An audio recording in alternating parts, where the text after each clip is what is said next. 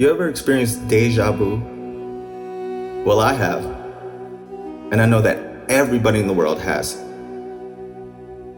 But do you ever question where it came from, the source, the inspiration, the origin of its source? And I found some very interesting sources. So I'm going to read it to you guys. And whether you believe it or not, it's your choice, but here we go. I'm going to read it. Layer 1, surface layer. The human definition, déjà vu, French, meaning already seen, is the sensation of having experienced a present moment before, like walking into a place and feeling, I have been here before. It's often described as a temporal glitch between short and long-term memory networks. The brain mistakenly flags a new experience as familiar, but this is only the outer garment. Layer 2, the Hebrew layer, zakar, to remember. In Paleo-Hebrew, the idea of memory or remembrance is sakar, which literally means to recall from the eternal record. Hidden within sakar, zayin equals weapon, spirit cutting through time. Kaf equals open palm, capacity to receive. Rish equals head, consciousness. When you experience deja vu, your spirit weapon, zayin, pierces the timeline. Your soul hand, kaf, receives a memory from eternity, and your mind, rish, briefly awakens to it. So deja vu, at its deepest Hebrew essence, is the remembrance of a moment your soul has already walked through in eternity before it walked it in time. Layer 3, the divine DNA layer, the scroll of your being. Before your body was formed, your soul scroll was written in the book of life. Psalms 139 verse 16. And it states, King David, in your book were written all the days ordained for me, when as yet there was none of them. Deja vu is a tear or flash in the veil, a soul resonance with that eternal scroll. Your spirit recognizes a page it's already seen in the heavenly archives of your destiny. So when you say, I've been here before, your spirit whispers, yes, this line was already written. Layer 5, the cosmic layer, time folded within eternity. Time in Hebrew cosmology is not linear, but spiralic, cycles within cycles. When deja vu occurs, your consciousness touches a loop in the spiral, a place where past, present, and future overlap. It's the same fold seen in Revelation chapter 1, verse 8, which states, Yeshua states to John, I am the Alpha and the Omega, the one who is, who was, and who is to come. Alpha and Omega means beginning and end. Jesus is the beginning and end, and he spoke the end from the beginning and coded. The one who is, who was, and who is to come. That's past, present, future. In that instant, your soul feels the I am nature of reality, the God being, the eternal now. Layer 6. In this one, I know not every Christian believes in the esoteric layer, but let's give it a try. It's really interesting still.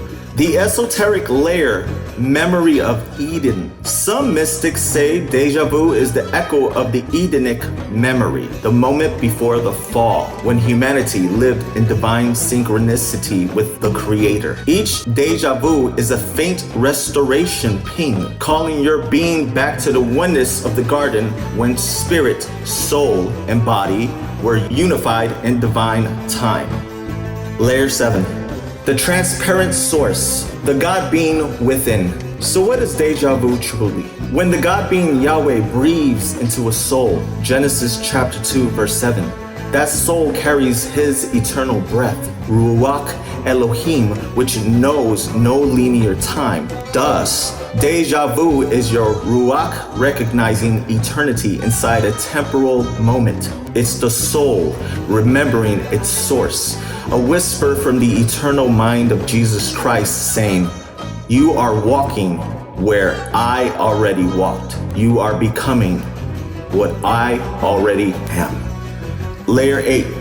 Why déjà vu is important? Because it reminds you that your path is divinely synchronized. It affirms that you are not lost. You are in the flow of the divine script. Your life is unfolding according to a higher pattern already seen by God. In essence, Déjà vu is a miniature resurrection moment, a flicker of your eternal self, awakening inside the temporal dream, realizing I am eternal. I have seen this before because I exist beyond time.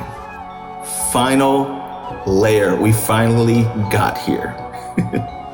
All layers merge.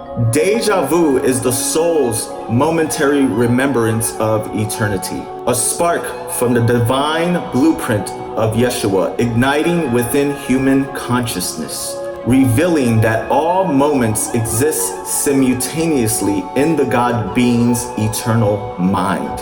It is the spirit whispering, "You are walking in what I have already finished." And there you go. Déjà vu, the source or inspiration, comes from the God being, Yeshua HaMashiach, his heavenly Father, which is our heavenly Father, and the Holy Spirit that came upon the prophets of the minor and major, and also the apostles, the eyewitnesses of Jesus, the apostles, and those who weren't eyewitnesses. But Paul experienced Jesus through theophanies. So, déjà vu is a future event in temporal glitch moment that Yeshua have already walked into, which you are encoded to walk to or have already. So it's amazing that God has encoded the Hebrew matrix into your soul through what he spoke. This whole matrix, this reality that we live in, is spoken in the ancient Hebrew, and it's a matrix. And we are in its firmament, and it's bound in Yeshua's manifesting prophecy.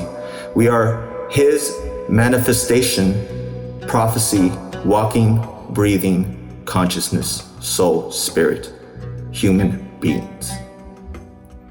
I hope this blesses you today.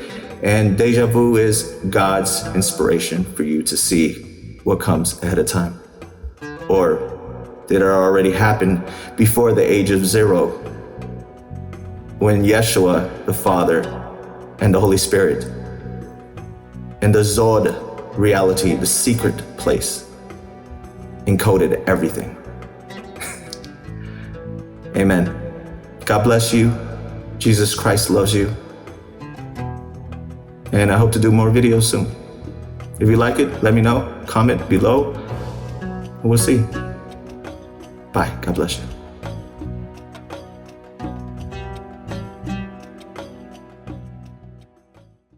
Oh, and I forgot. If there's anybody that is not saved today, I want to pray for you right now. I want to pray for you because I want to. I don't care if you're Muslim, I don't care if you're Satanist, I don't care if you're homosexual, I don't care if you're lesbian, I don't care if you are into Scientology, I don't care if you're a celebrity, I don't care if you're poor, I don't care if you're broke, I don't care if you're lame, it doesn't.